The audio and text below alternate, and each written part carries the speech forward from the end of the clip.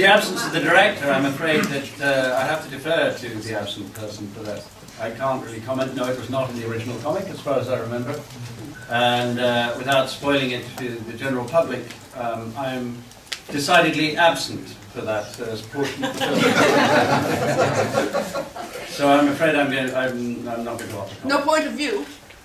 No, not here. I think this story and the whole convention of this story and this universe reside in fantasy.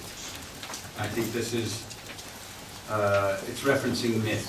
It's not just the heightened reality of Bond, it's also King Arthur and the Knights of the Round Table. It's a fable. I don't believe that if an organization exists like this existed in reality, I would be very confident. A secret society with infinite funds and weaponry of this sort with their own agenda would scare me to death.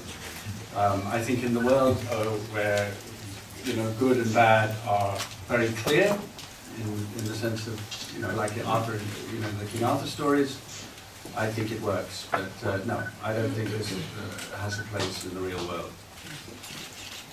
It's heightened, it's theatrical, and those, and I think exactly as you say, those fight scenes are impossible. No one could actually do those things. They are superhuman. So no, I don't feel like it's not set in a world that is supposed to be kind of believable as part of the one we occupy, like perhaps something like Bourne is.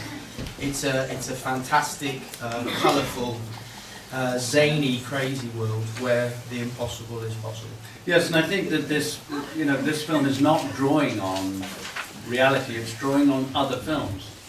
The inspiration for this is cultural reference points. It's playing with existing fantasies, existing comic books, existing genres, and it's being mischievous, if you like, with the things we're familiar with. It's not using the real world. It's making use of the kinds of films and comic books that we've grown up with. As far as the fight scenes go, the guys that are involved within Kingsman, we've been doing that for 20 years, the choreography and the dance and the music. So now they know what we've been doing for 20 years. Well, this is our third film we've done music for Matthew Vaughn for. We did Stardust with him, we did X-Men with him, and he called us last April to come and have a screening of the movie, which was very rough at that point. I don't think any of the CGI had been done, so it was mostly pencil drawings, and it was a temp score at the time. But for us, we could see the pace of the film, we could see how fast the edits were, we could see the intention of what the movie was about, and musically it made complete sense for us. We went away and about 3 days later we played Matthew Get Ready For It, and he said this is great, it's the end title sequence. So we're very pleased, and we've really enjoyed introducing a little bit of the score into the song, and we also had great fun making our video feel like part of the movie as well. So it feels like we've been on the whole journey with everybody, and it's been great fun. It's something that I've become more profoundly aware of actually after having made the film, because I'm now on Twitter. I'm a Twitterer, and it is absolutely terrifying. But people often ask questions about social class, and I don't think the film has any great comment to make on that. But if it does have anything to say, I think perhaps it is about our relationship with technology. And I have a confession to make in that I'm becoming worried that I'm actually addicted to things like Facebook and Twitter, because I'm on it all the time, and I am reading about total rubbish that I do not care about one jot. So yeah, in a long-winded way, I think so. I think it is quite frightening, and I think what's more frightening is how unregulated it is. Because there was a fantastic film made, I think last year, called Men, Women and Children, that explored this very thing and about how our relationship with our own sexuality is conditioned by technology. And I think it's quite frightening, and I'm not entirely sure that legislation has caught up with what we're actually able to do online now. I echo some of what Taron says, except I'm not addicted to Twitter. I've never been near it. I don't understand it. I don't know what a hashtag is. It's obviously it has immense power, social media, and the connectivity. And like any innovation with immense power, it could go either way. My fear is that it's bigger than us, that it's dictating the terms of our relationship. But I think it has potential for as an extraordinary political tool. It has the potential to democratize things. It has the potential to enable people to be creative without, you can make a film on your iPhone. And you can edit things. And so I think it has immense positive potential, but I also think that I get alarmed when I look around the exterior world, and you can be in the most beautiful place on earth.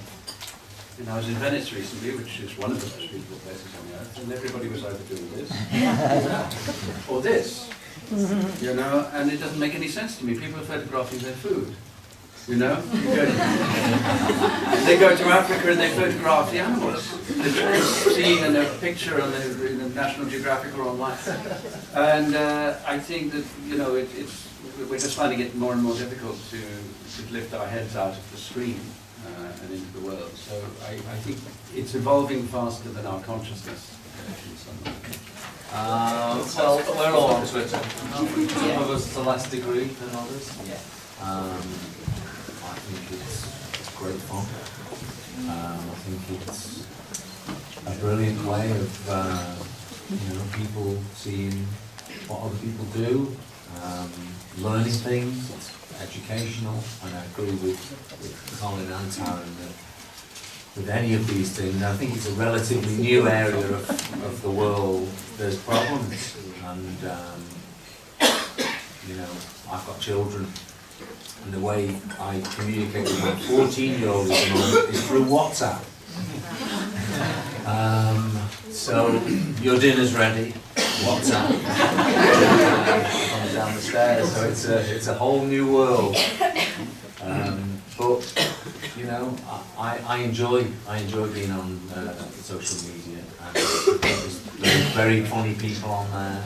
There's also very, very cruel people on there. And there lies the problem. L'attuale stagione sportiva dell'Arsenal e della Roma.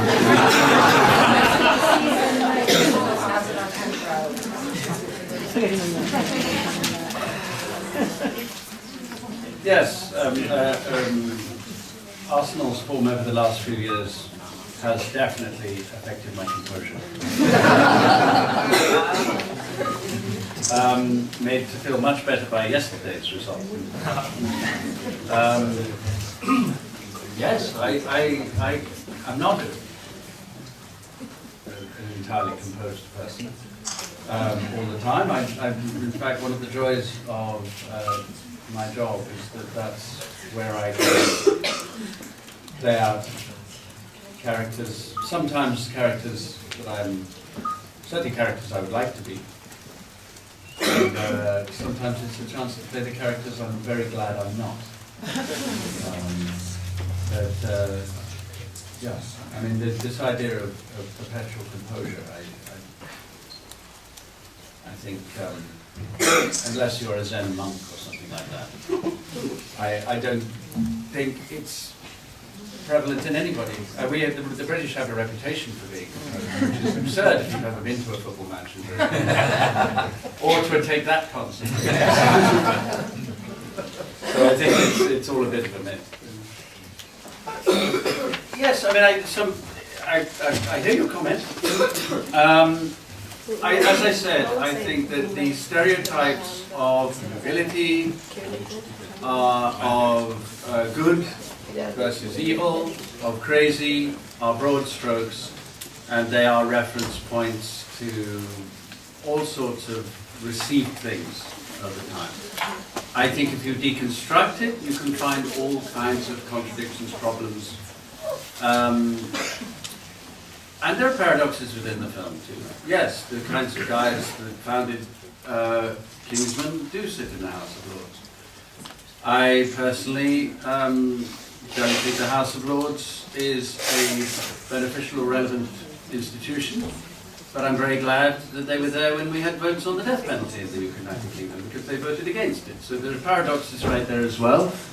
And there are paradoxes within the film. You can look at the film as celebrating something of the establishment, but also Michael Caine's character represents a kind of snobbish, fossilized, archaic version of the establishment, which wants to keep out the young men and the fresh blood and keep the wrong sort of boy down.